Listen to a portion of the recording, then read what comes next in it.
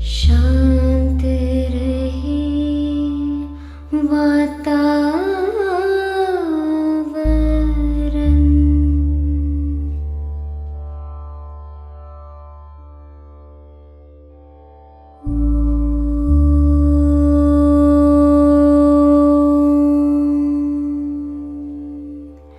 शांति।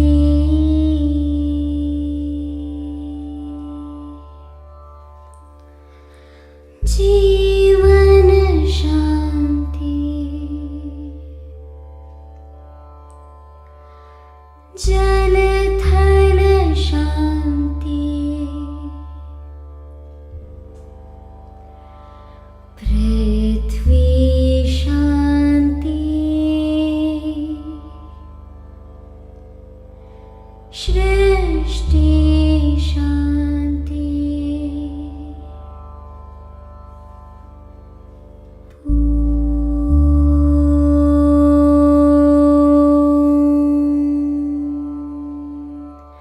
शांति।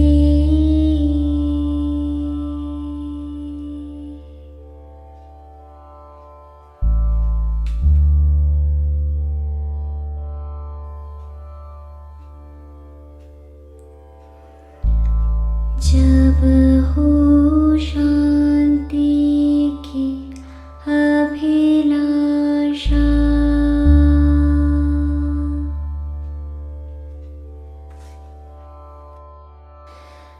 आनंद प्रेम है एक ही भाषा।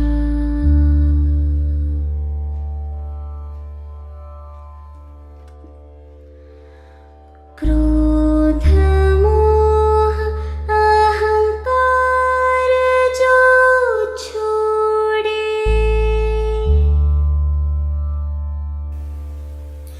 ध्यान योग से नाता जोड़े।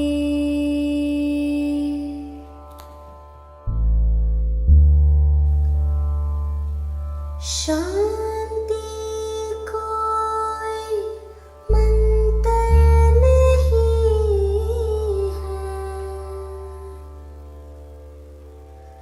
शांति कोई जंतर नहीं है। शांति मेरा मन मंदिर है। शांति मेरा ही अंतर है, ही अंतर है।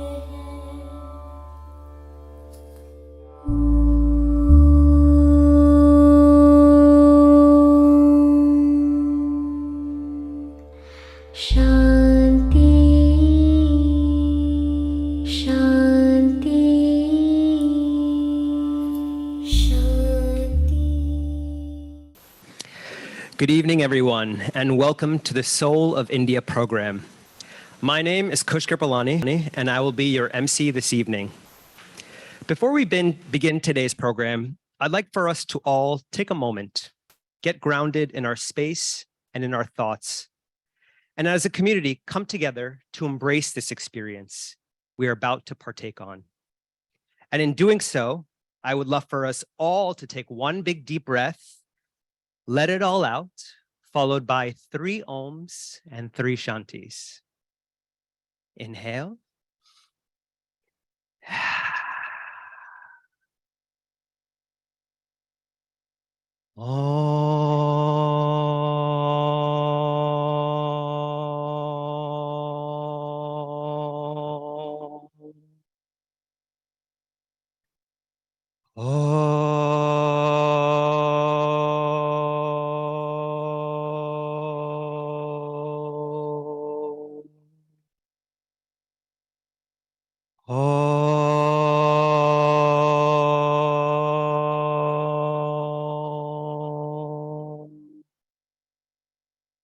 Shanti, Shanti, Shanti.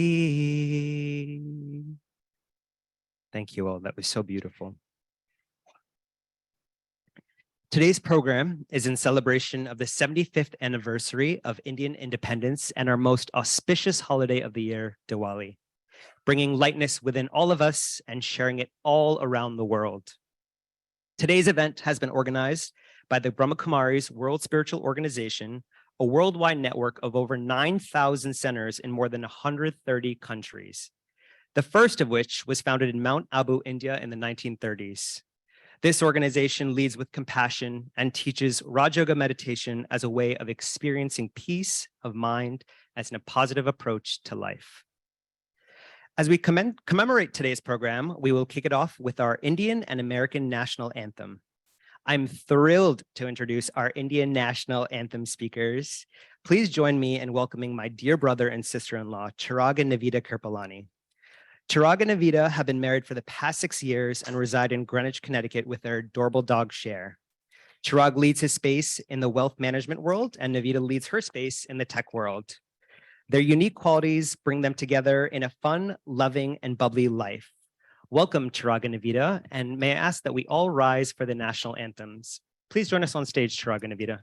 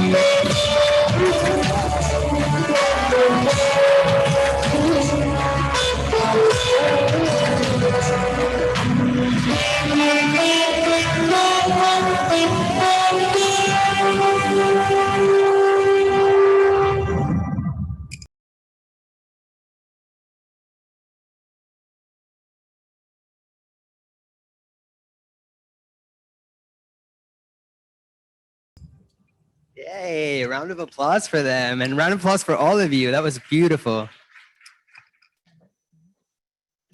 I will now introduce Naina Ortega as our American National Anthem speaker. Naina attends the Goshen Intermediate School.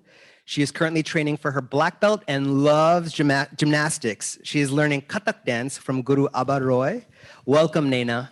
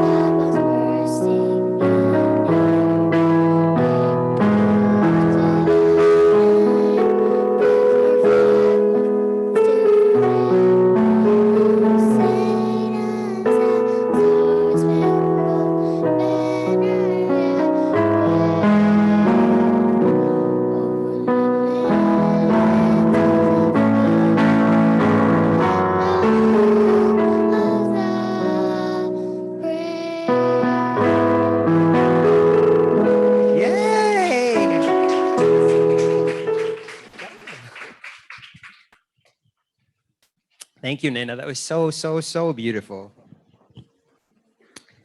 I will now introduce Sister Madhavi to set the context and intention for today's program. Sister Madhavi has been a student of Raj Yoga meditation for the past 28 years and is presently the coordinator of activities for the Brahma Kumaris in Queens, New York. Welcome, Sister Madhavi.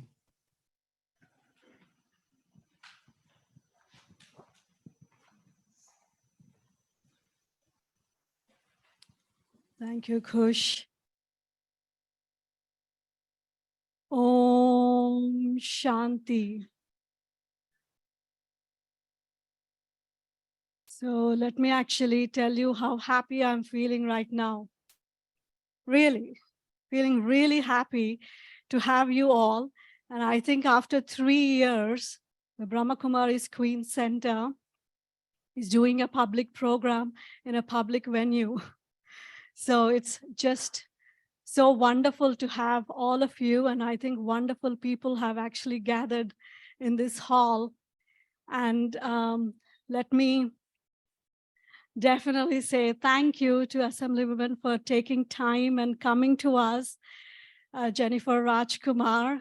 A few months ago, I met her in one of the events, and I really wanted, to have Assembly Women with us. So thank you for making time.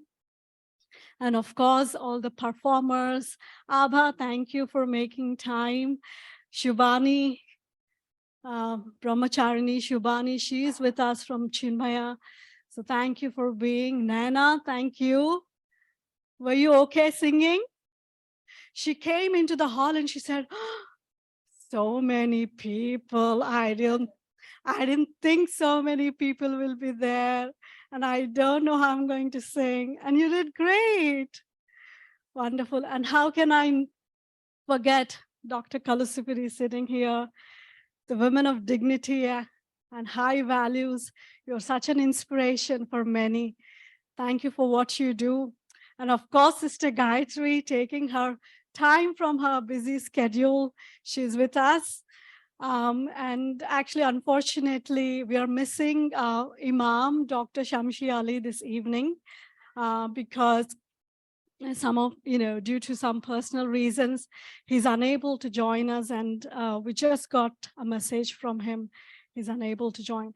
And I think at some point we will be having also Senator John Liu joining us, which is absolutely wonderful as well. So we have gathered here this afternoon to celebrate the soul of India, right? Yes. So let me ask you, when you think of soul of India, what comes to your mind?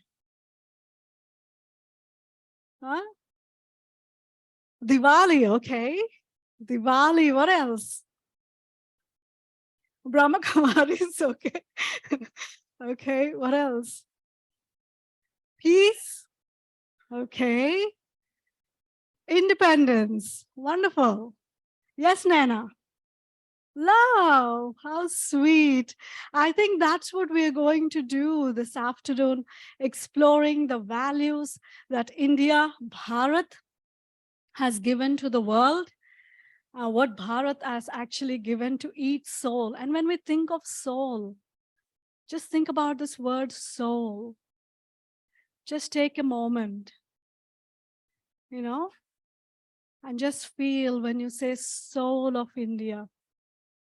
When you're really listening from your inner heart, what you say, like my soul is listening, right? So it's something which is very, very authentic when we say soul. It's that we're touching, when we say soul of India, we're touching the purity of spirituality. We're touching the great generosity that India brings to the world, the charity. And one of the most beautiful things about Bharat or India is family. Don't you think so? Families, which has such great value, being in a family. So this afternoon, we have these wonderful souls with us. So let us actually sit down, relax. And for just 2 hours, please do not look at your time to rush anywhere. Just relax, sit down, and let's create that beautiful vibe in this room where each one's heart is touched as we celebrate our Independence Day and also as we celebrate Diwali, which is touching the light inside all of us and also touching the light in others as well. So just take a moment and look around to the person who is sitting next to you, the wonderful soul who is next to you. And just look around and feel the vibe and the beauty in each one. So thank you once again for being here. Let's celebrate Soul of India, Bharat. Om Shanti.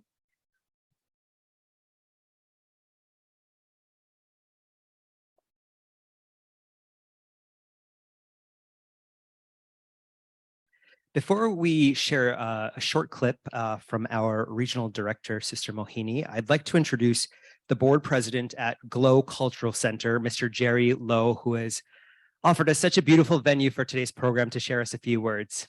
Mr. Jerry Lowe. Hi, everyone, and welcome to the Glow Center. Basically, this is not only the community center over here, it's your community center. Remember, next year, come here to celebrate the new year. Happy New Year. Because we need more different culture over here so that we can exchange it. Just like us, we're Chinese basically, so we have a Chinese New Year. Until I just know, oh, this is the independence for Indian independence, 75 years, and it's a Indian New Year, right? So it's good for us to know about that. And I hope you guys can come often so we can all exchange our culture. We know each other better. Okay? Thank you very much. Enjoy. The Brahmakumaris in America invite you to celebrate Mother India's 75th year of independence as we take time to feel the soul of India. Throughout time, India and America have had strong relations built on mutual respect and contributions towards progress and development. We'd like to take you on a journey. As we descend on earth and begin to play out our parts, we marvel at the incredible mysticism of India, the diversity of religions, the colors, the joyfulness, the prayers, the love and reverence for God. And as we ventured abroad to find new opportunities, we excelled and became doctors, entrepreneurs, and scientists. We made an impact in politics, business, fashion, the arts, and more. We brought our family values, value for education, generosity, hard work, and our hearts to America. We entertain, and most importantly, we uplift lives. Ours is a learning and growing relationship, and now, together we celebrate 75 years of India's independence. When we look inside ourselves, we ask, who am I? Who do I belong to? Where am I from? And we begin by seeing ourselves as souls, first connected to the Supreme, belonging to the One, Vasudeva Kutumbakam, truly the world as one family. One of our greatest contributions have been music and dance. Did you know that many dances are a sacred expression of a story in the scriptures? Dance has brought us to a deeper place in ourselves. Kathak, Bharatnatyam, Odissi, these dances continue to remind us of the sacredness within. Our spirituality is deep. The studies, stories, scriptures, the celebration of knowing that the deepest part of the soul, the energy that we are, that inner light, is our spiritual potential, and we brought it here to enhance America's glory. It has been embraced and loved by all walks of life.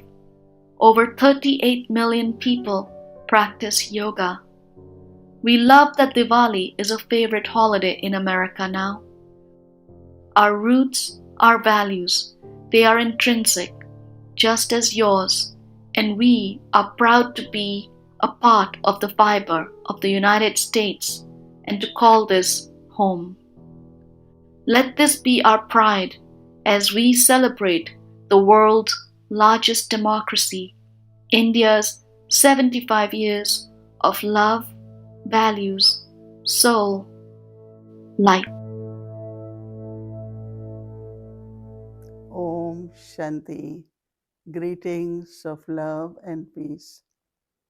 We are so happy to celebrate our 75th year of independence of India, and we call it as Amrit Mahotsav.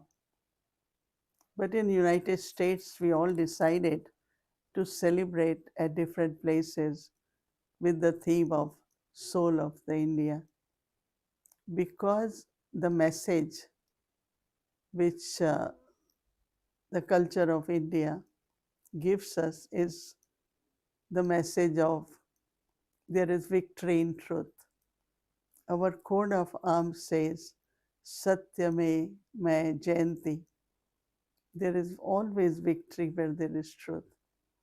And one of the immortal truth is about one's own self, understanding of the soul as immortal, as loveful, as peaceful. Look at yourself and everyone else as a soul.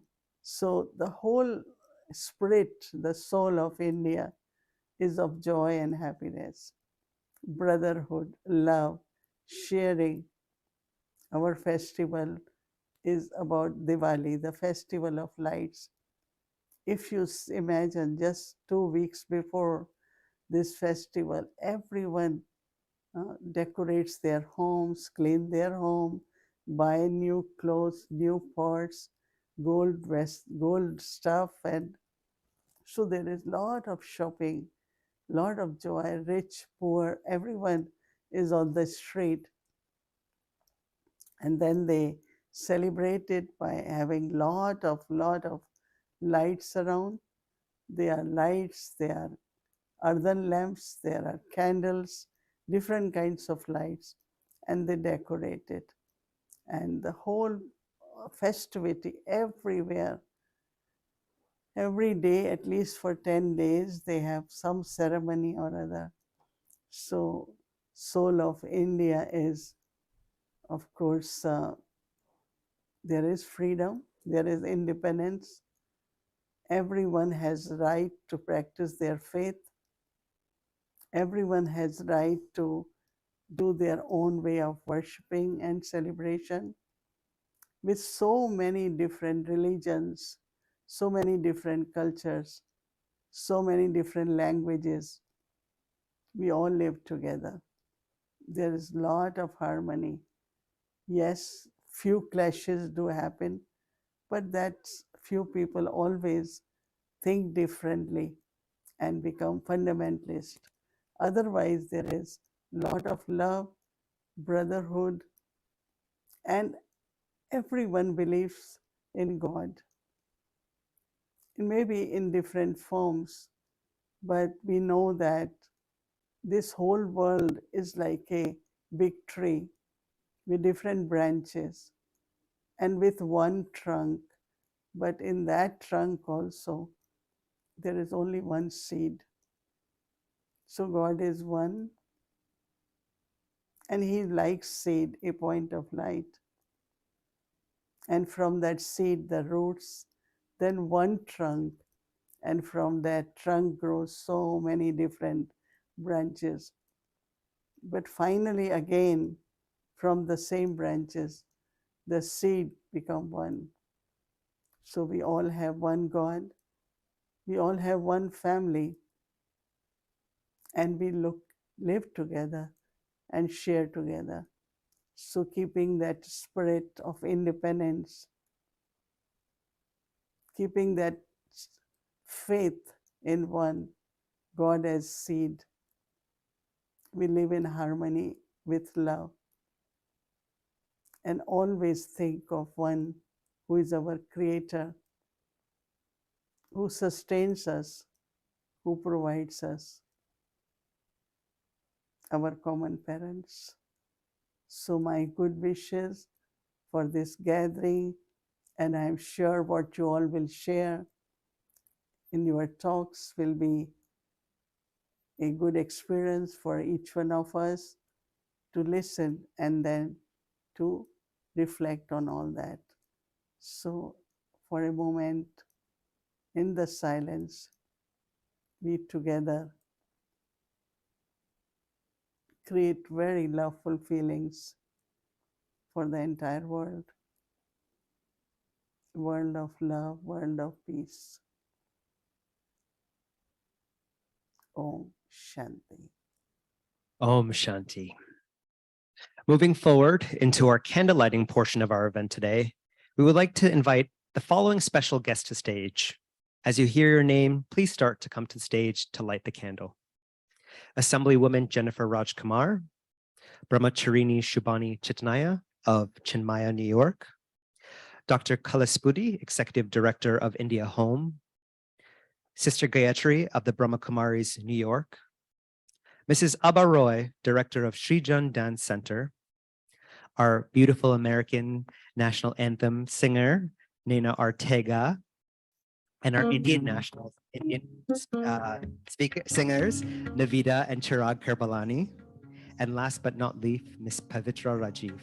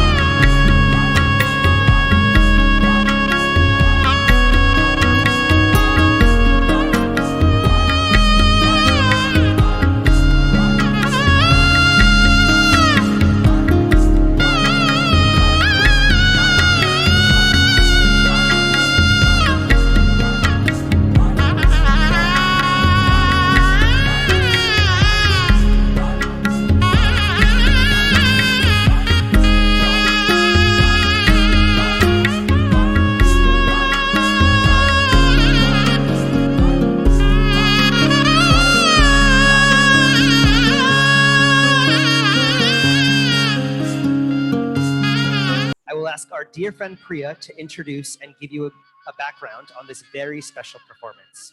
Welcome, Pavitra.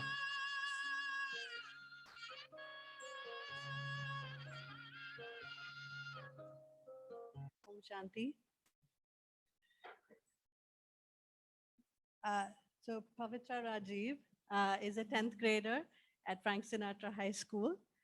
She's also an avid equestrian. She's been learning how to ride horses for the past 9 years and competes in horse riding competitions.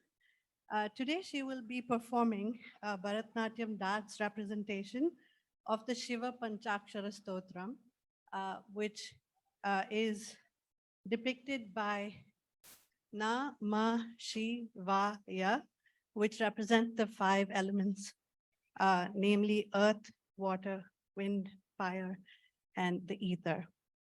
This it's actually Shiva's association with the 5 elements is what this dance describes. This dance has been choreographed by her guru, Sri Sridhar Shanmugam, who is not here today with us, but he is the founder of the Navatman School of Performing Arts and also the founder of the Sri Shanishwara Temple in New Hyde Park.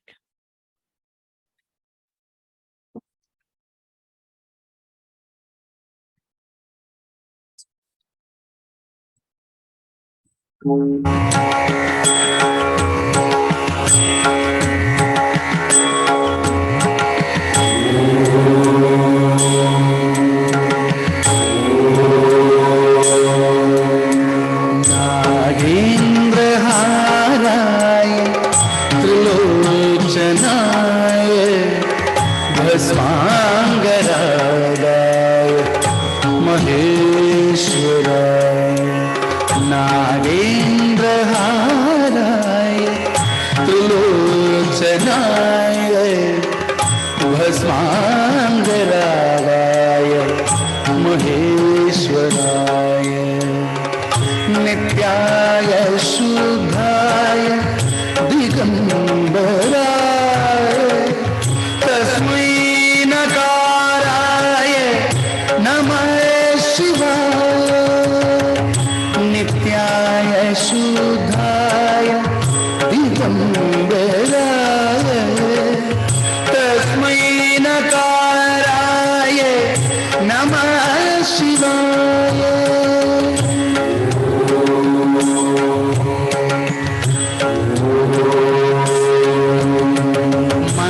Mandakini Salil चंदन चर्चिताय नंदीश्वर प्रमथनाथ महेश्वराय मंदाकिनी सलिल चंदन चर्चिताय नंदीश्वर प्रमथनाथ महेश्वराय मंदार मुख्य बहु पुष्प सुपूजिताय तस्मै मकाराय नमः शिवाय मंदार मुख्य बहु पुष्प सुपूजिताय तस्मै मकाराय नमः शिवाय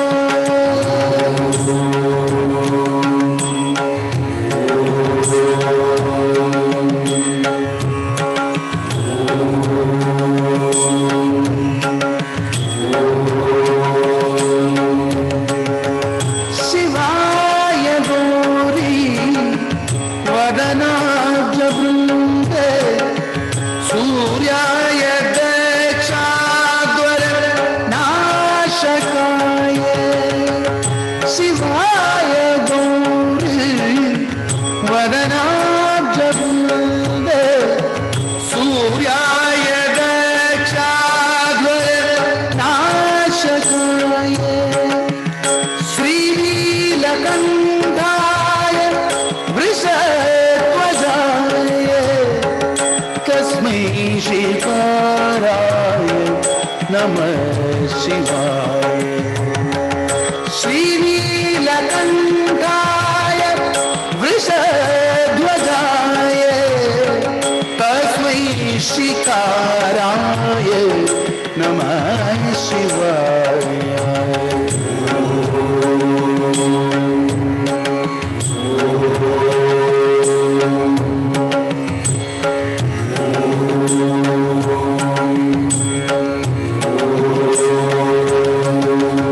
वसिष्ठ कुम्भोद्भव गौतमार्य मुनीन्द्र देवार्चित शेखराय वसिष्ठ कुम्भोद्भव गौतमार्य मुनीन्द्र देवार्चित शेखराय चन्द्रार्क वैश्वानर लोचनाय तस्मै वकाराय नमः शिवाय चन्द्रार्क वैश्वानर लोचनाय तस्मै वकाराय नमः शिवाय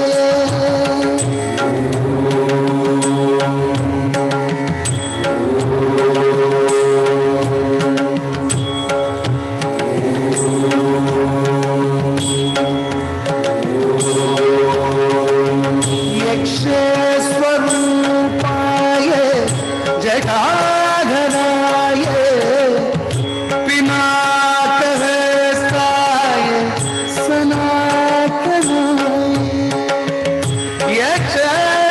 यक्षस्वरूपाय जटाधराय पिनाकहस्ताय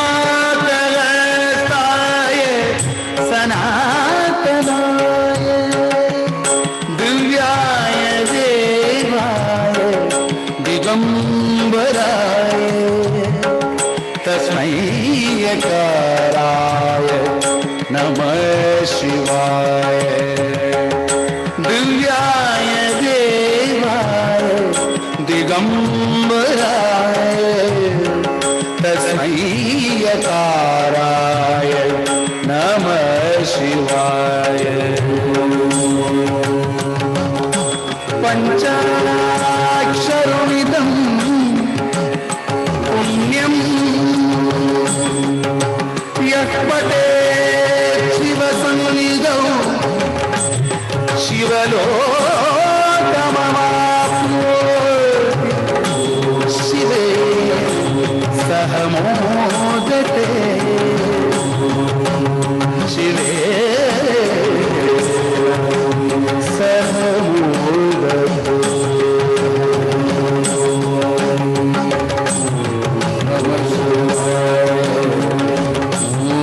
नमः शिवाय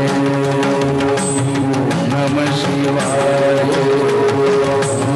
नमः शिवाय नमः शिवाय नमः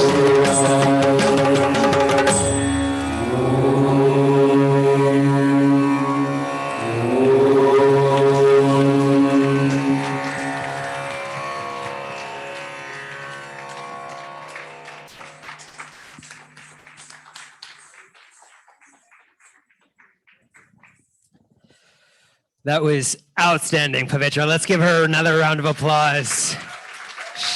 She had so much grace, so much enthusiasm, so much elegance. So what a beautiful, special performance. Thank you so much. I would like to now take the time to introduce our keynote speaker for this evening, Ms. Jennifer Rajkumar, to share a few words. Assemblywoman Jennifer Rajkumar is a lawyer, professor, and a government leader who made history as the first South Asian American woman ever to be elected to a state office in New York.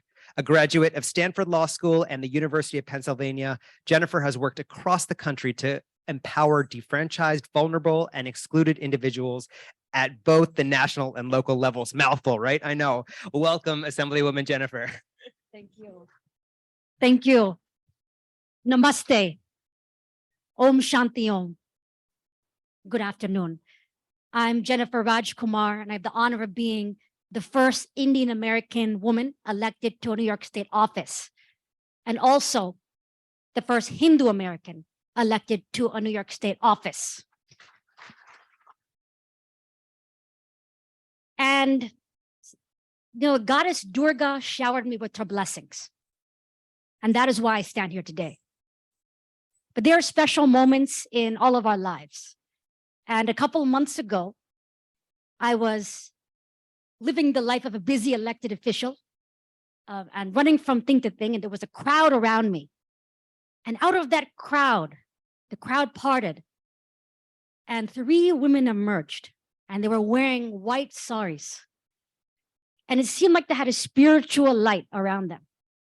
And they said, "Hello, Jennifer, we are the Brahma Kumaris." And it stuck with me in my subconscious. And they invited me here today. They found me and I found them. And that was a truly special moment. Now, Brahma Kumaris, the largest spiritual organization in the world, run by women. It's extraordinary. Let's give them a round of applause. And from their home in Mount Abu, India, to their influence in over 110 countries, every continent, Nairobi, London, here in New York City. They have an incredible influence. And today we're talking about the soul of India, Atma. And when I think of the soul of India, I think of Mahatma Gandhi, who gave up all of his material possessions, except for how many? 5. And he said he's giving up the world of material possessions so he can focus on the spiritual, uplifting people. And it's really that Gandhian idea of service that drives me in my work as a public official. Giving up all your material goods so you can focus on what matters, which is uplifting people, and by making laws that can help people in this world. It also is similar to one of my favorite poets, the Sufi poet, Rumi. He says, something opens your wings. Something makes boredom and hurt disappear. Someone fills the cup in front of you. You taste only sacredness. It's that sacredness that to me is public service. And you also see it in Shakespeare when he describes what he loves. He says, "Thy love remembered such wealth brings, that then I scorn to change my state with kings." I love you so much that I wouldn't even trade my place with a king. And to me, that's what public service is. But let me tell you a story. When I ran for this office, people told me, "Jennifer, you're a nice girl. You got no shot." But we won. Not only did we win, but we won by the largest margin of any challenger in the whole state. And through all of that, it's my spiritual values that guided me. Values that you're all familiar with. My dad used to tell me to focus, like Arjuna in the Mahabharata.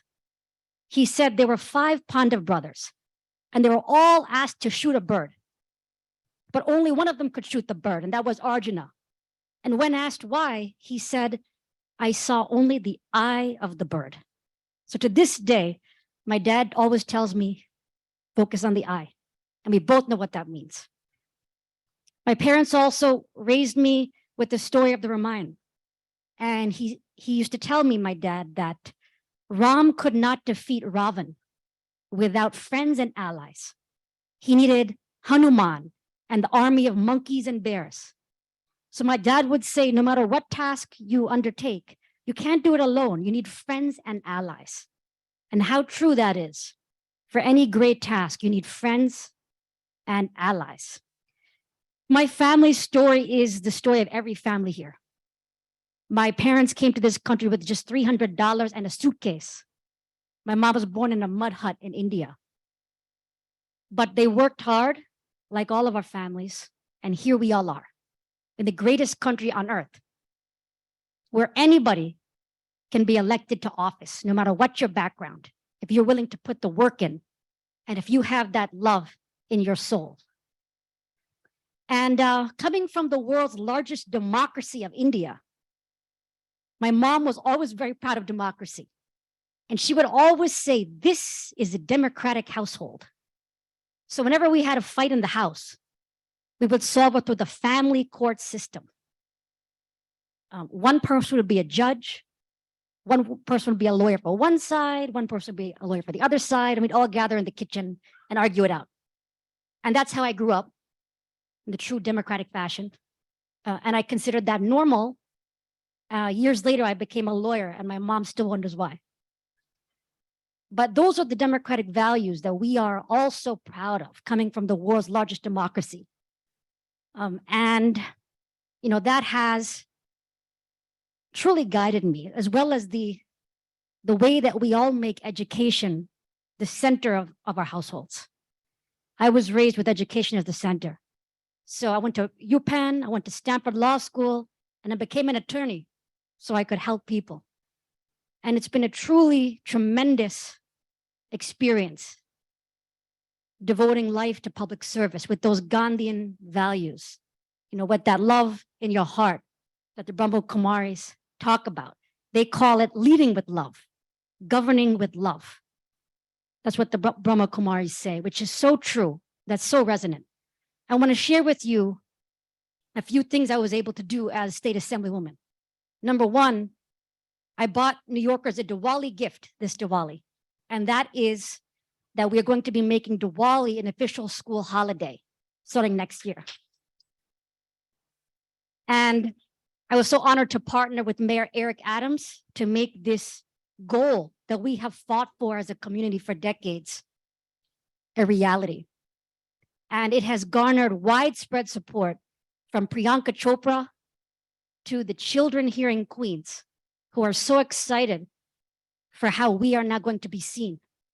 We are 300,000 Hindus, Sikhs, Jains, Buddhists, and now we are being seen and recognized.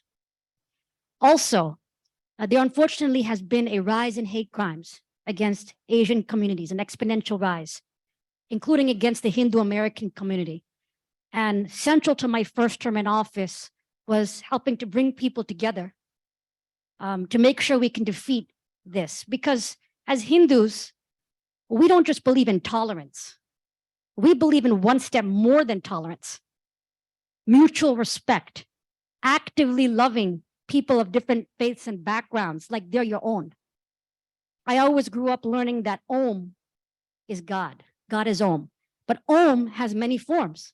Om can be Krishna. Om can be Durga. Om can be Jesus. Om can be Allah. So we have a very interfaith perspective, which makes us ideal for bringing people together in unity and defeating these forces of hate. So this is just the beginning for our community. Nobody thought that I'd be standing here, but the sky is the limit. And I'm not going to be the only Indian American woman elected to state office. There's others coming. And I'm here to help you and to bring you up. So I just want to say, Om Shanti Om. I want to say happy independence, 75th independence to India. Happy Diwali, and God bless America. Thank you.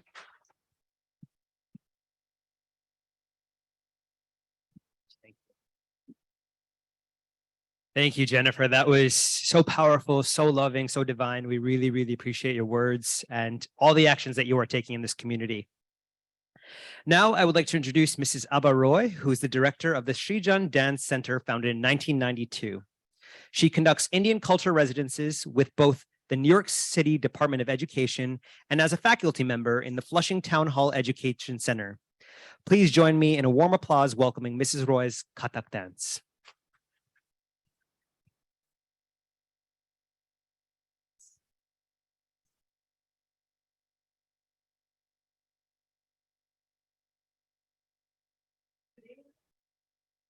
I am really blessed because my first guru, my mother from Udaipur next to Abu, is here, and with her permission and everyone's permission, I would like to show one expressional part of Kathak dance, which is Bhakti Ras.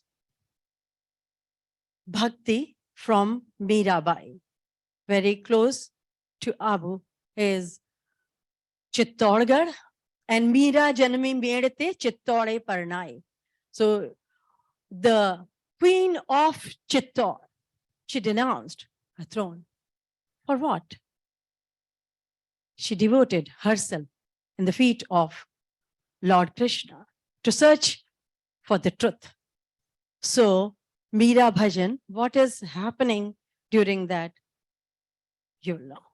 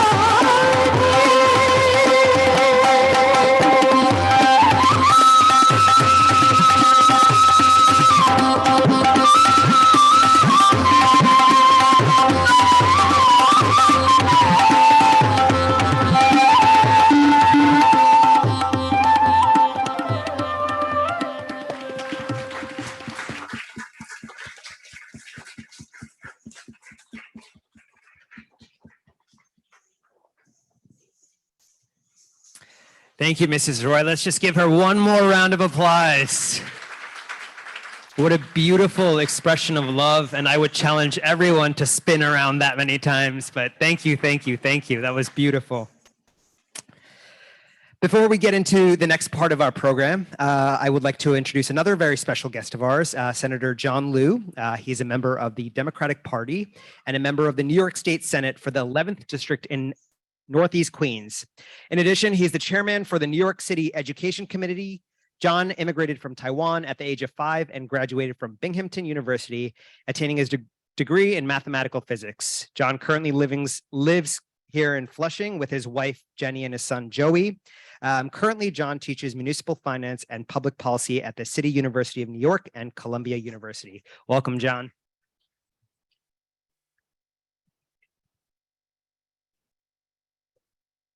Namaste. Good afternoon, everyone. I'm so delighted to be here with all of you. Every time I hear Assemblymember Raj Kumar's speech, I get inspired as well. I've known her for a very long time, and we're extremely proud of her.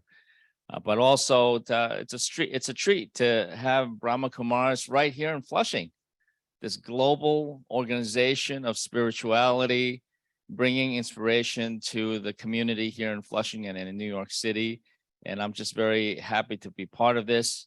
I don't think you're here for speeches, so I'm not going to talk very much longer. The performances are amazing. The panel discussion is going to be enlightening, but I'm just very happy to have this occasion to get acquainted with Brahma Kumaris and all of you, and to wish you all not only a happy independence, 75th anniversary for India, but happy Diwali. Thank you.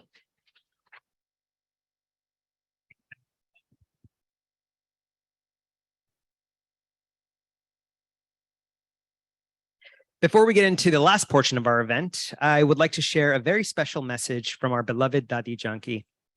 Dadi Janki was the former administrative head of the Brahma Kumaris from the year 2007 to 2020. From a very young age, her destiny became clear: to know the self, God, and serve humanity. Having lived for over a century, Dadi Janki touched millions of hearts all over the world. Her words continue to sing songs of deep spiritual understanding, and her wisdom challenges our own perception of who we are, of God, and our destiny. Enjoy this very, very sweet, special message from our sweet Dadi.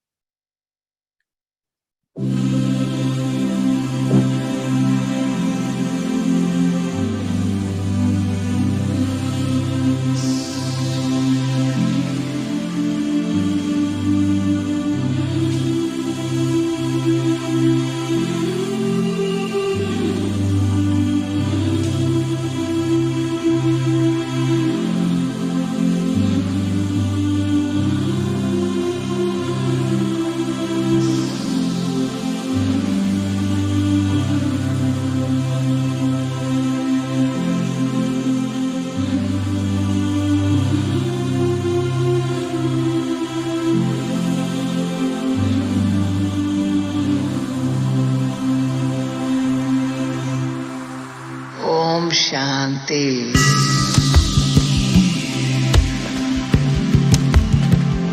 Diwali की मुबारक हो।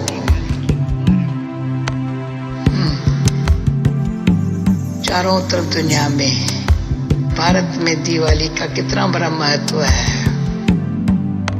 हमारे भारतवासी दिवाली खुशी से मनाते हैं।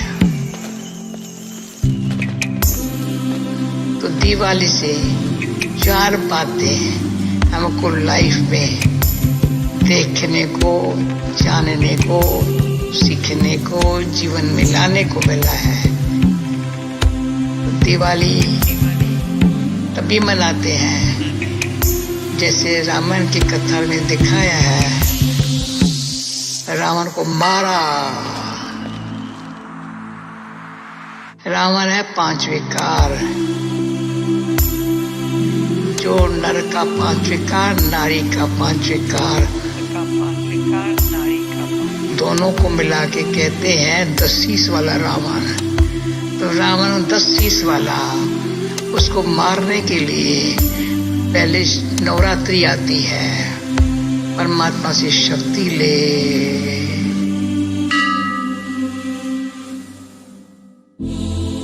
जैसे नया चौंपड़ा रखते हैं, पुराने को फिनिश करते हैं। तो पुराना जो कुछ हमारे कर्मों के खाते में जो बुराइयां हैं, जो कमियां हैं, वो सारी फिनिश, और नई जो अच्छी दिवाली आ रही है, नई दुनिया आ रही है, लक्ष्मी नारायण का राज आ रहा है, उसके लिए हमको ऐसी दीपावली मनाने के लिए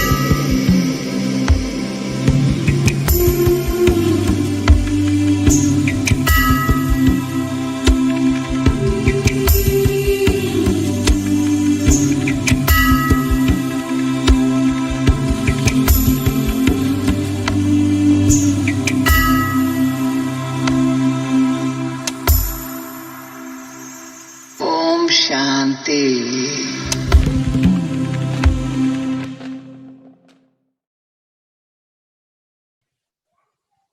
Let's send Daddy one big Om Shanti. Om Shanti. Om Shanti. As we transition to the panel portion of our program with our special guests, please join me in welcoming to the stage our moderator, Abhishek Kalra. Abhishek is a Raja Yoga student who currently lives in Peace Village, which is a spiritual and learning retreat center operated by the Brahma Kumaris in the Catskill region. Abhishek has been on this spiritual journey for the last 12 years. Growing up in India, he's lived in Hong Kong, South Korea, Germany, Sweden, and London, and in the US since 2015. He plays a role of running sales for a tech startup and is constantly looking for ways to integrate and synergize the worldly and spiritual lives. Welcome, Abhishek.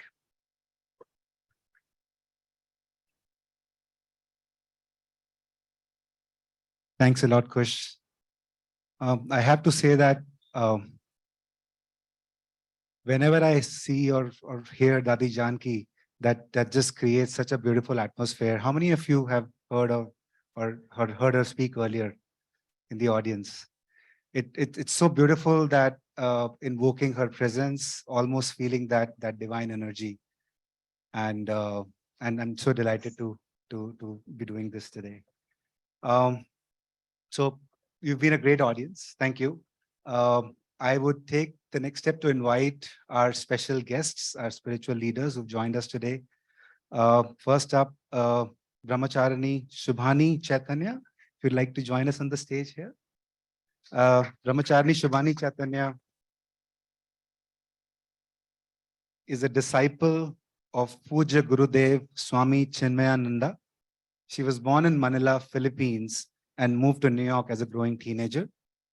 After working in the fashion industry for several years, she decided to take a sabbatical to find her true calling. She most recently completed the 2-year Vedanta course in 2016. I guess that's a bit from recent, but yeah, it's like 6 years, where she was initiated as Brahmacharini Shubhani Chaitanya.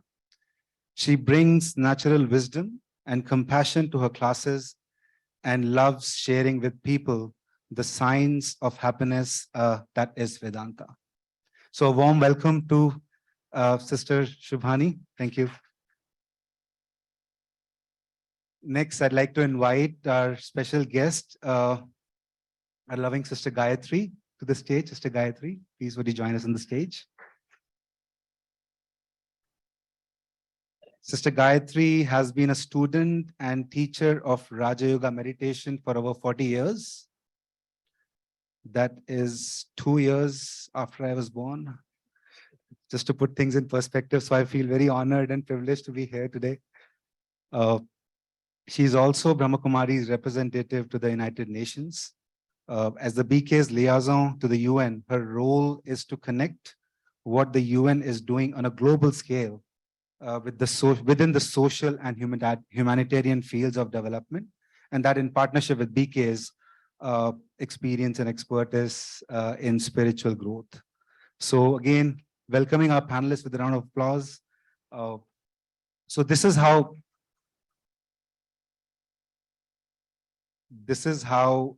we will do this. This is a conversation more than a panel.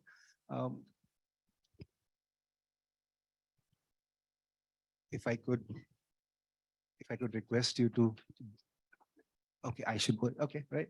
You always listen to the seniors. So I've been looking to the conversations today. As I have leading to the event, as I've learned more about both of you, I think the audience is also up to speed now.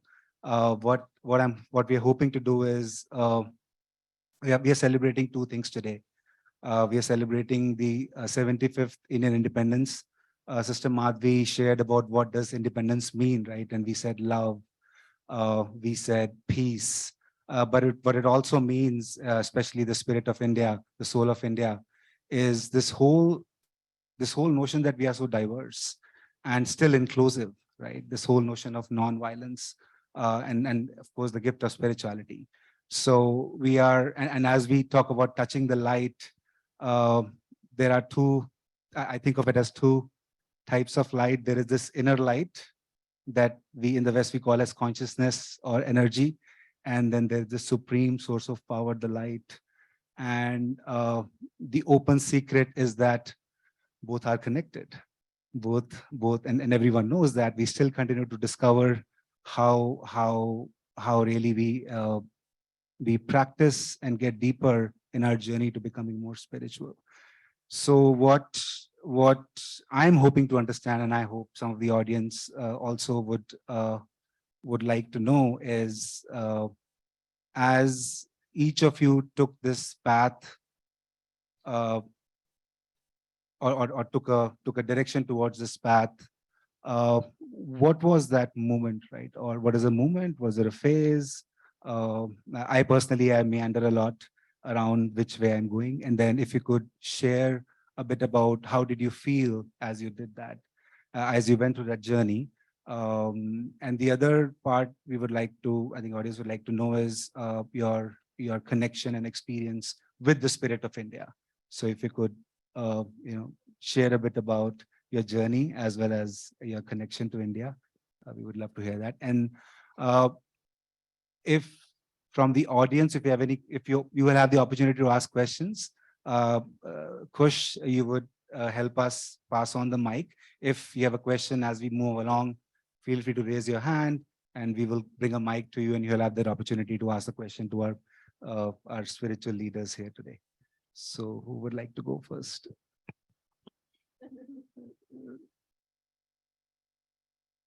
I'll also listen to the seniors. Om Shanti, everybody. And first, I'm very honored and privileged to be sitting here with Sister Gayatri and Abhishek Bhai. Thank you for this opportunity. And just to maybe share what brought me here is to this journey, to the spiritual journey, is discontentment. I think that, at some point in our lives, we get tired and bogged down. We feel like we've done everything that we could, and we were hoping to find some source of peace, some just even a full moment of peace. But we feel it for a few seconds, and then again, something else happens, and again, something else happens. And we do have our moments of success, and we do have our moments of praise. But then again, there's a downward hill. So I sat down and I said to myself, what is this life? Is it always going to be like this? Is it always going to be these ups and downs? And will I ever find a steady source of contentment? Or will I keep running around trying to find it in so many places, being with so many people, traveling to far countries? Am I going to find it there? And so this led me to sort of take a sabbatical from my job. I was working at the fashion industry at that time. And I must have been about 27 years old. And I went to my boss and I said, can I take you out to lunch? And he said, sure. I said, you know what? I think I'm going to retire. He said, retire? I said, yeah, I think I'm going to retire. I really need to think because I'm not finding what I'm looking for here. I can't sit, I can't sit here anymore. I'm not doing justice to my life, nor to you and to everybody here. And that's not correct. And so I left and I went to the only place where I know I would find something. And that is Bharat Mata. our beloved India. I knew that just when I touched the land, when I just touched Bharat with my head to the land, that I would find something there. And I did. That's where I found what I wanted to do and what I wanted to be.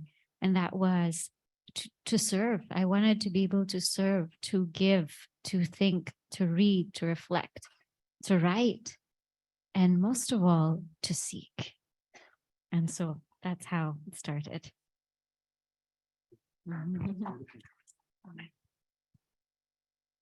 Thank you, Shivani. I didn't know you were from the Philippines. I think you were born there. Well, you know, our spiritual journey is so unique to each and every one of us. And yet it seems so similar. I was also not born in India. I was born in a country called Guyana.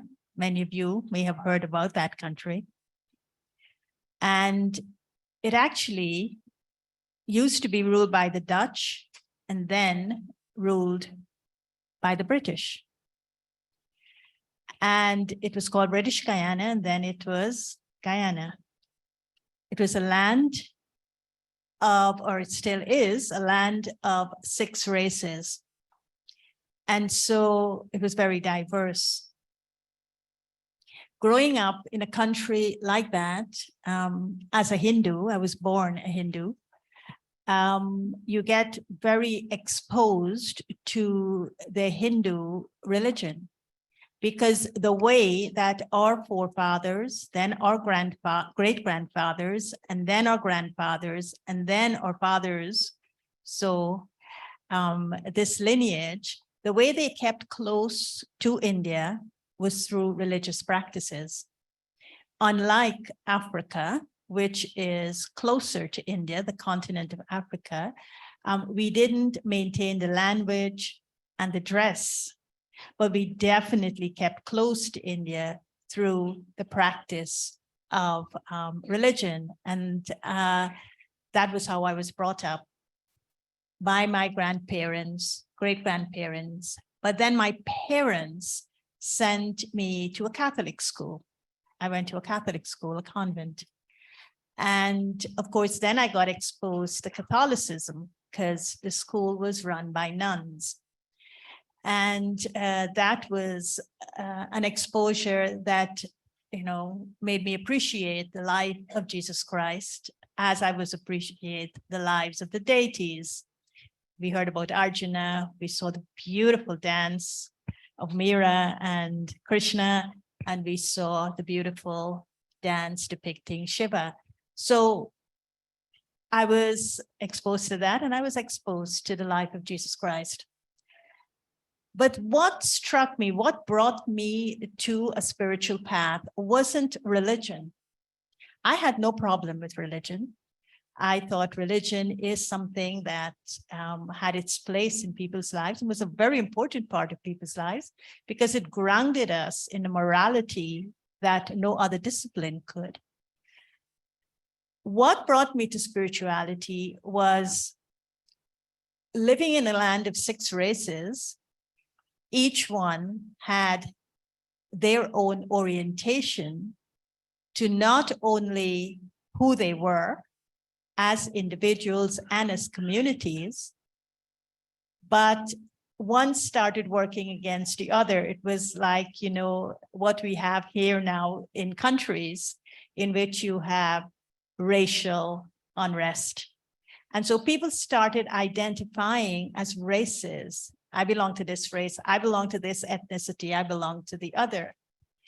And then when the Brahma Kumaris came to Guyana, they actually, in 1975, when the UN celebrated the International Year of Women, one of the Brahma Kumaris came. And of course, you heard from the Assemblywoman that we are one of the largest spiritual organizations headed by women. So she came in and she started talking about a spirituality that I felt was very inclusive. And so you asked for that moment that shifted me. And that moment was I walked into their center. I saw a light on the wall depicting an image of the Supreme Being. And when I looked around, I saw people from different racial backgrounds sitting there looking at this light. And I remember profoundly experiencing that if God truly existed, he would exist or she would exist in a form that goes beyond that which makes us feel so different from the other. And that is our physical form. God is one, and God would touch us in a way that would go beyond the races and the gender and the bodies. And it was that moment I realized that a spiritual path was the path for me. That was my moment, aha moment. And you know, that song, I felt the earth move under my feet. That's how I felt. The earth literally moved under my feet. And then because I started this path of Raj Yoga to explore the meaning of what soul is, what supreme soul is, what is this law of karma that we seem to understand so little of, that we're messing our world up through our actions. All of these things I began to understand the depth of, and that brought me to India. And one of the things that I enjoyed being in India was actually the trees. I don't know if you all take your trees or we take, now I consider myself a fourth generation India. I'm getting my OCI card, so I have to say we. The trees, and I felt that the soul of India was like a giving tree. Do you know that story about the giving tree? That you know, the children play, the tree grows, the parents, you know, plant these trees, and then the tree grows, and then the children play around the trees, and then they swing on the trees, and then the trees give them fruits. They study under the trees. They do so many, they live under the trees. And then they keep taking, and the trees kept giving and giving and giving. And then until one day, I want this, the tree gives it. I want a house, take my wood. I want money, take my leaves. I want this, take this. You know, I want to eat, take my fruits. And then eventually everything was cut down from the tree and just a stub was left. And then the tree says to the old person, take my wood, take this stub, and when you die, make your pyre. So the tree gives from the time the child is born to the time the person passes on. So I see India, the soul of India, like that. And I really connected to that aspect of service, that India serves and India never stops serving. And the soul of India is what serves. It's not the system. India existed as a soul long before independence. And that soul kept serving, and that soul will continue to serve. And that's the kind of service I think I connected to when I said yes to being a world server, because India serves the world. And that's my connection to India as a soul.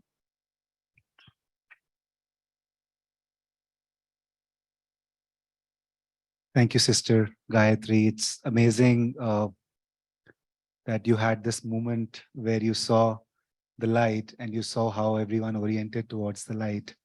And I was curious, you talked about experiencing different religions and cultures. You talked about experiencing Hinduism, and being in a Catholic school. Growing up, I grew up in a Punjabi family. So my mom would go about doing certain rituals that maybe she got from her parents or her grandparents. And I would ask questions growing up, right? Hey, why do we do this? Why do we do that? And the answer I usually get beyond a point. I mean, I'll get some answer at the surface, but then beyond a point, we just do it. It's a belief. I think many times we see something, we trust it, and we believe it. But then there is this whole chasm to cross over from belief to conviction. I was curious on because when you see a religion, how do you kind of see commonalities or differences between different religions that you experience, and how does one cross that chasm of believing to conviction?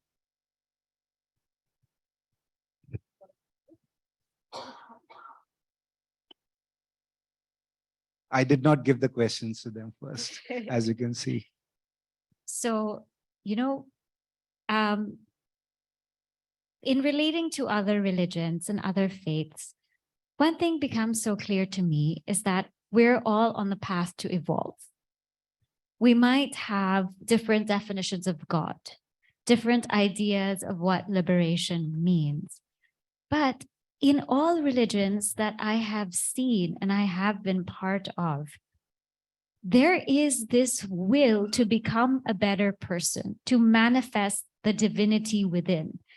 And in that way, we can connect. I also, like Sister Gayatri ji, I also grew up in a Catholic school in the Philippines. So my parents took me to a church. I've been to a synagogue. I've been to a mosque. I've worshipped at a temple and a gurudwara. And in all of those places, everyone's trying to connect to the higher. So if we can stop seeing just our bodies, stop looking at our bodies, stop looking at the color of our skin or our religion or our culture. But when we say namaste, we say you and I are one. What we're saying is see what's beyond there, because beyond that, you and I are actually one. There is no two. We are actually one. And if you and I can start from even just this namaste or Om Shanti or Hari Om, if we start from this, if we start from a place of oneness, then we can connect. And not only can we connect, but we can celebrate the diversity that each religion and culture brings. It's such a wonderful opportunity and setting to bring people of different places and backgrounds together so we can truly see how we are one. Thank you. These two words, belief and conviction, they're two very strong words. And I think that they're words that create a divisiveness in and of itself. Semantically, it creates a divisiveness. Because the moment you say belief, the question is, what am I believing in? And when I ask that question, what do I believe in?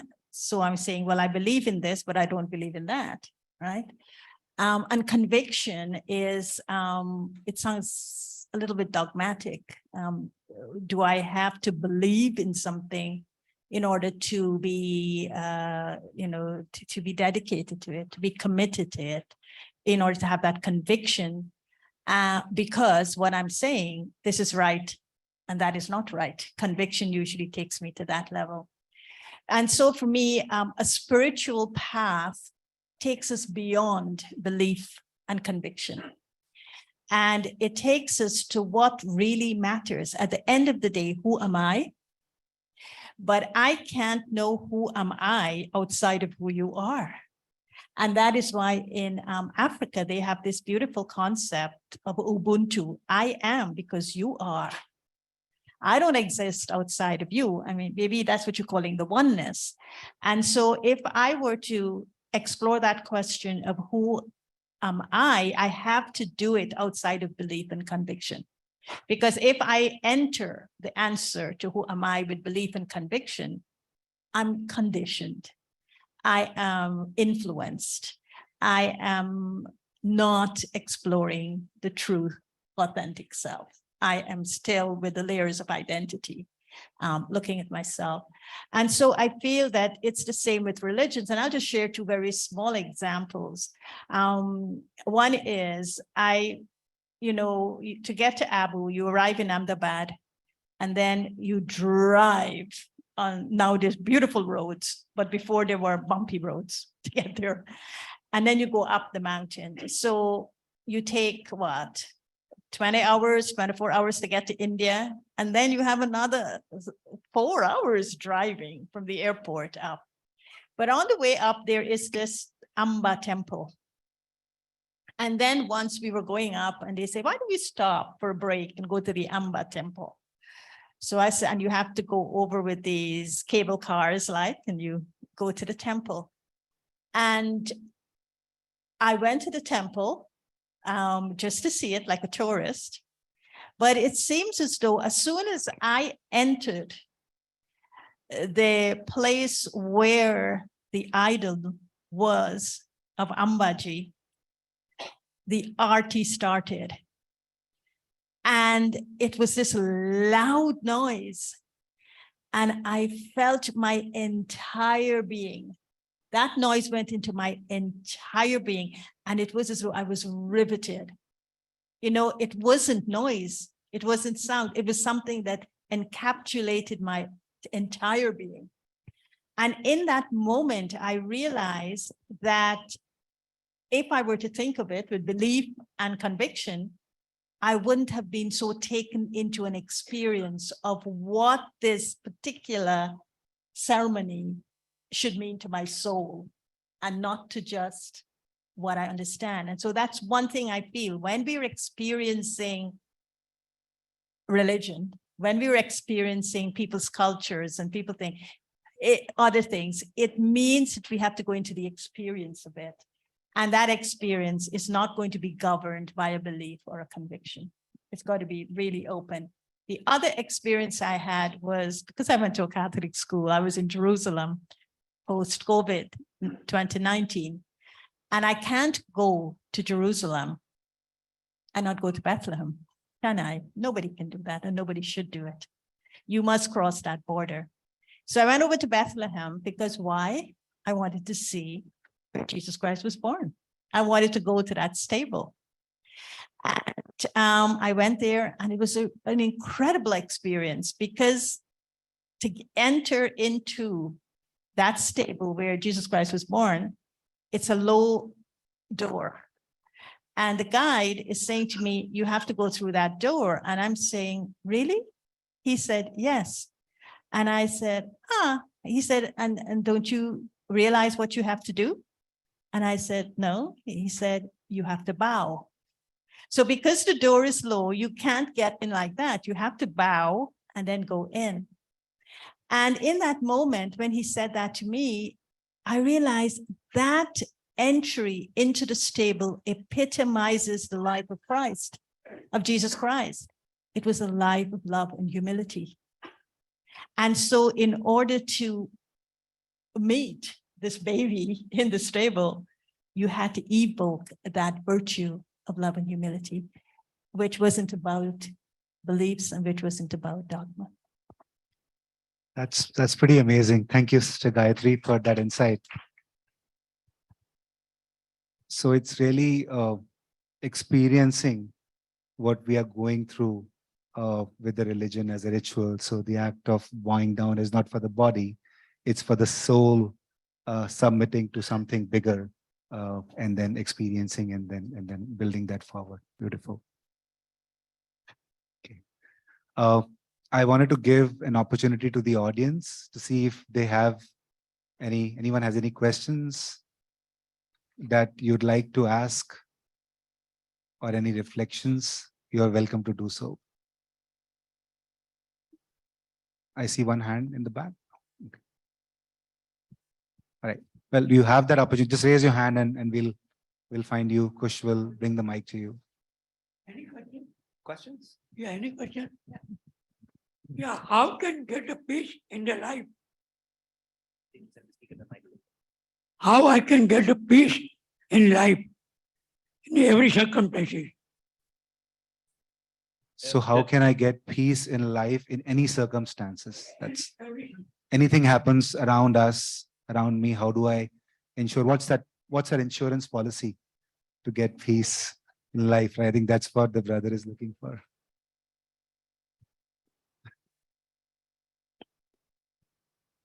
there's a story of a king. And at that time, everyone would walk barefoot. And in his kingdom, there were lots of rocks and pebbles, and there were holes. And basically, the ground was very uneven and very, very rough. And so the king said to his minister, he said, I'm tired. Every time I go out, it hurts. I'm either stepping on a big rock or a pedal or uneven surface. It's too much. It's too painful. I don't want to walk anymore. Maybe I should stop walking and stop going out. And so the minister said, don't do that. Just give me one day and I will get back to you. And so the next day, the minister got back to the king. And what did he do? He made shoes.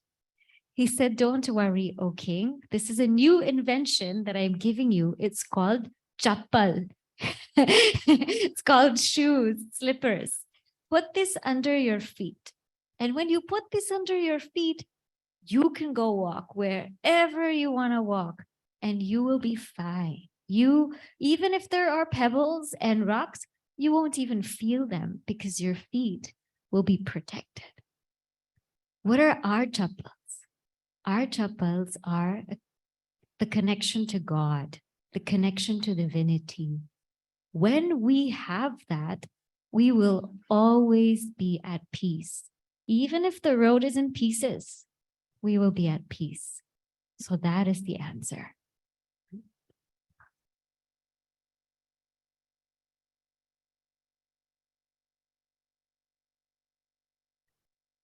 So how can I have peace in my life?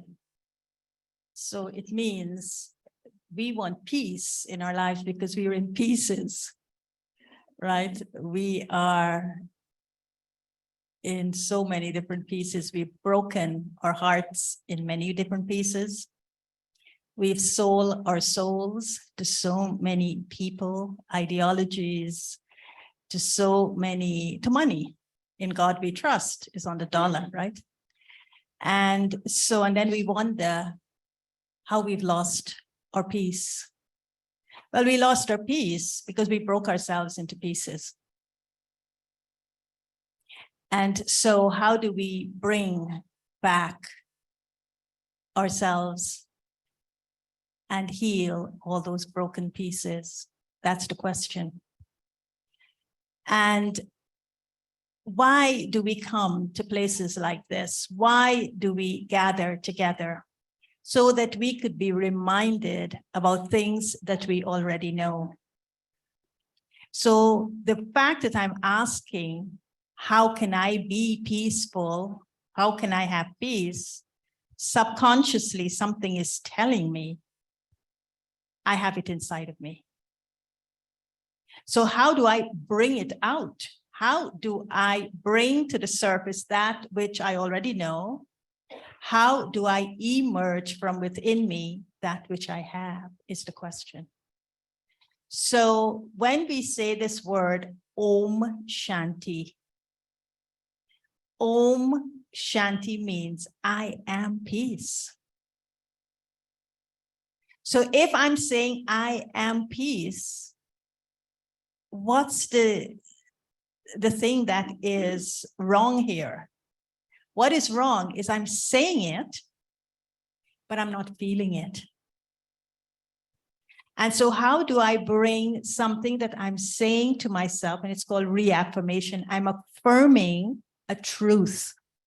And this is where the soul comes in. I'm affirming a truth about who I am. And the truth about who I am is I am peace. But I'm not feeling it. I'm not experiencing it. Why? Because I don't know who I am. I know who people told me I am. I know how I want to please others. And I know the expense of doing that. And so, brother, I would say to you, your whole life may have been spent pleasing others, giving to others, doing things for others. If you really want peace, give some time to yourself. Take your time back and spend it discovering something that's lying within you that is waiting for you to emerge it and feel it. And that is your peace. So not only say I want it, but claim it. It's your spiritual right. Reclaim it. Now, as Sister Shubhani said, you may need a little help. And so the second meaning of Om Shanti is connect to God, because God is the ocean of peace. And then experience God. You don't have to believe, you don't have to be convicted, you don't, the conviction doesn't have to be there. It's not that you have to be convicted, of course, but you have to have the conviction. No, just have a relationship with God as the ocean of peace. But the important thing is to feel the peace. It's easy, but you have to give time back to yourself. You have to take yourself back and discover who you are and feel what's inside of you. And that's peace. Thank you, Sister Gayatri. Any other questions?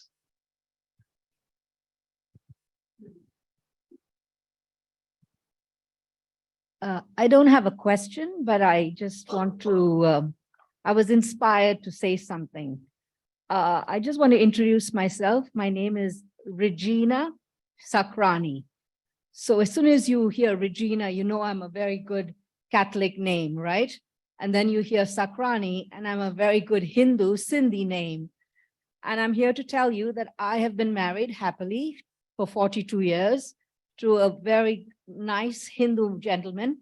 And I grew up in a very strict Christian Catholic home in Bangalore. And in our compound, when we grew up, my neighbors were Muslim and Hindu and Christian. And we celebrated each other and all our religions and all our celebrations, and we were one. And when I came to this country, I moved into an apartment building where every door had a mezuzah, and I celebrated all the Jewish celebrations of Passover and Hanukkah.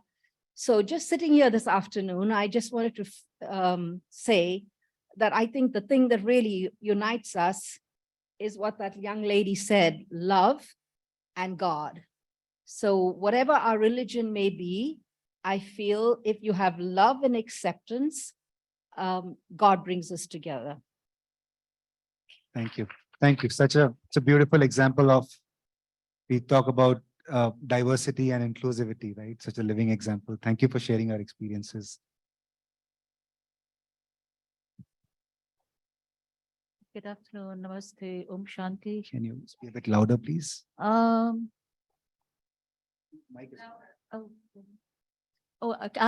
Chandra Dubey, and I'm from Guyana, like my friend here. Now, I need to ask a question. You should know this, that in Guyana, we have a high rate of suicide and murder and all of these negative things. How do you propose eradicating that from our society there?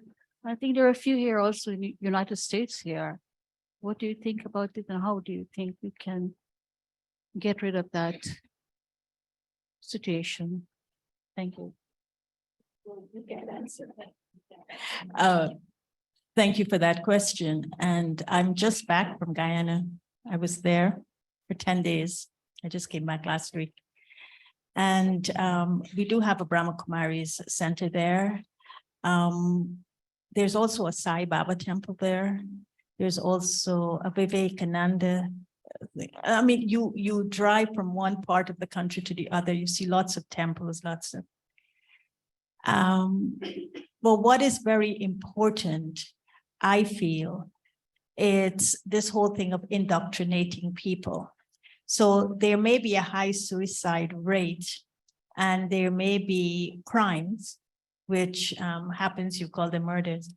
But how do you feed and nurture the souls of human beings who would turn their lives around in a way that they would reclaim their worth. They would feel that they are worth something. Now, the reason that and I think it's not just in Guyana, it's actually across the world. But of course, because that's our land, it's small, you tend to see it. And so I find that when I was there in 2020, it was a very different scenario. There was like a hopelessness. I was there now, and there was a rising of hope. And I feel it's because I know the Brahma Kumaris are moving more into the community and talking to people, talking to women who are experiencing domestic violence. Right now, a group of my friends couldn't be here today because the Jahaji women are having a celebration here, right here in Queens, because of domestic violence. They have formed themselves into a group, and they're doing the same thing, nurturing the souls so that they could reclaim that self-worth, so they could have the confidence to stand up against atrocities.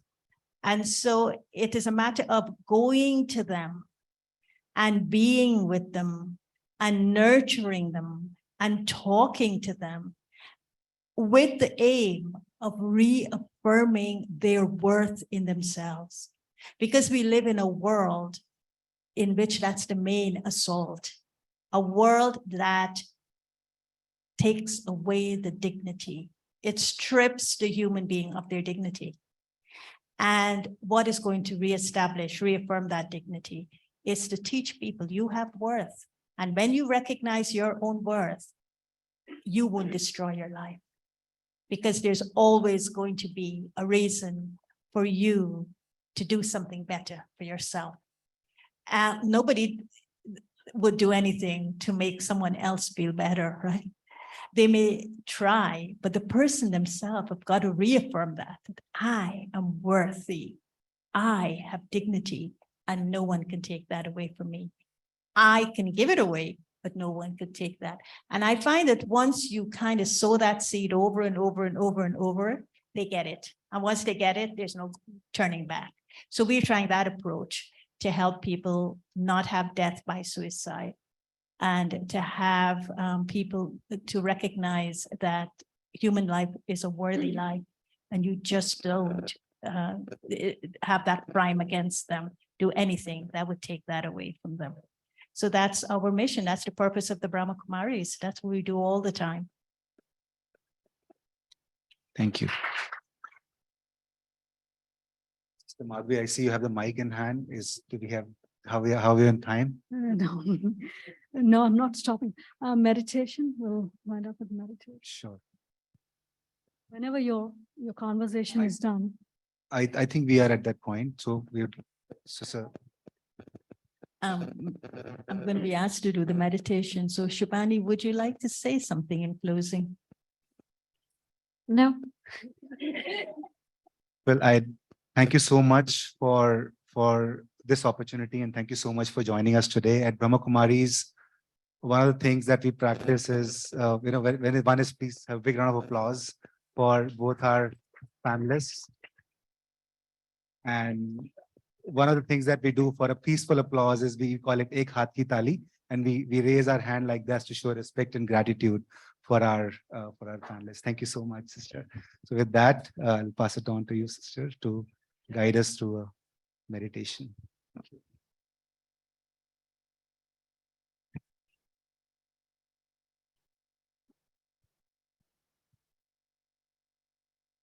So I'll invite you now to join me in a short meditation. And I'd like for us to use the image of the first dance, that dance that was dedicated to Shiva, to Lord Shiva. And I'd like you to connect to this being, Shiva. Shiva, who is Satyam, who is the truth. Shiva, who is Sundaram, the beautiful. And Shivam himself, the benefactor. And I'd like us to focus on the soul of Mother India. And I'd like us to be in the awareness of being souls seated in the center of my forehead, the Atma.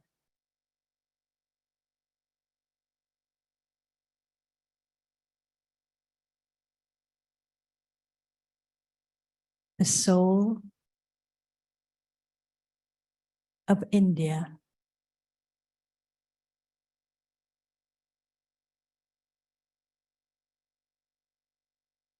is like my mother.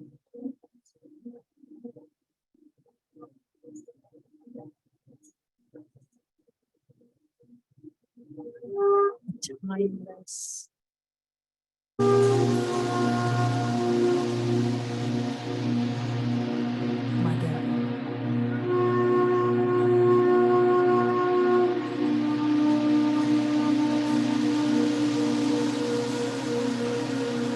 Soul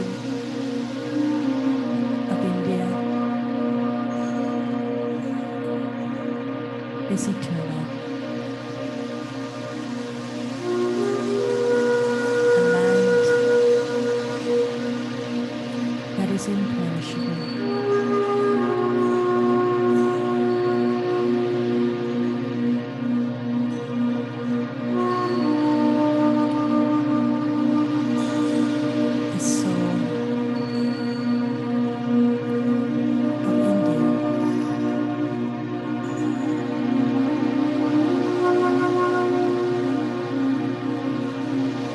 Is the birthplace of the Supreme Soul.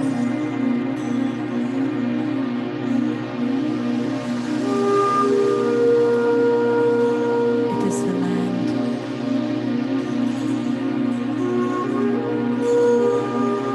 on which the dance of Natraj is being performed.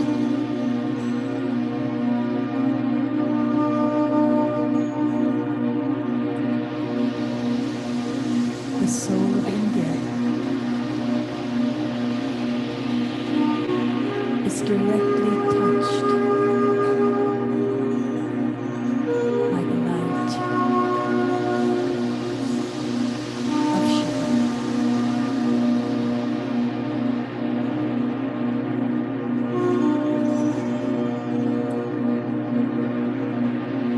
The light of Shiva's truth.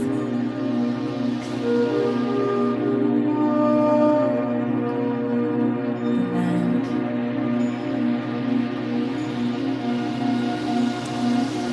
that gives knowledge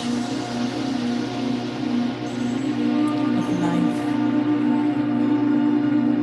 and of living to the world.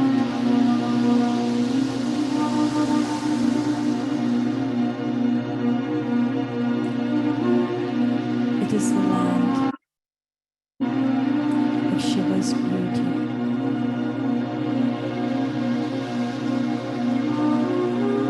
The manifestation of the 16 arts of the human soul.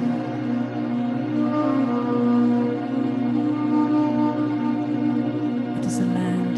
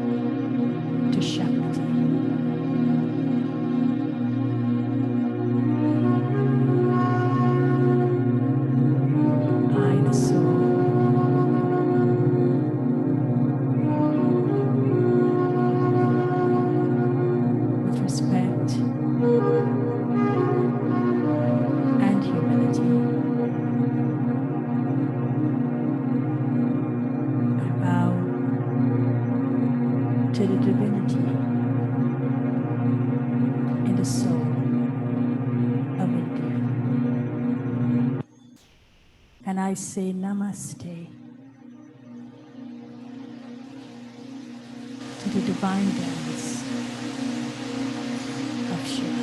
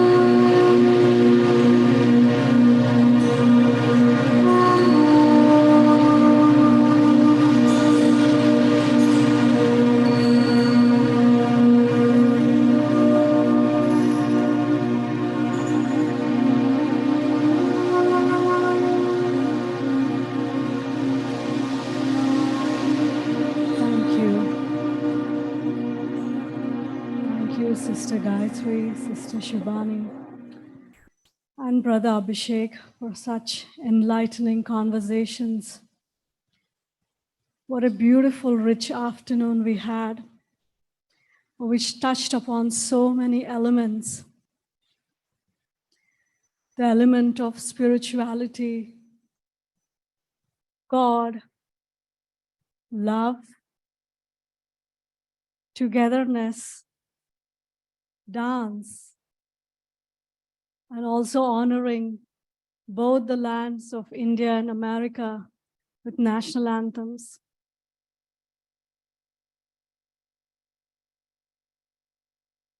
I'm just feeling so beautiful right now, with so much of richness.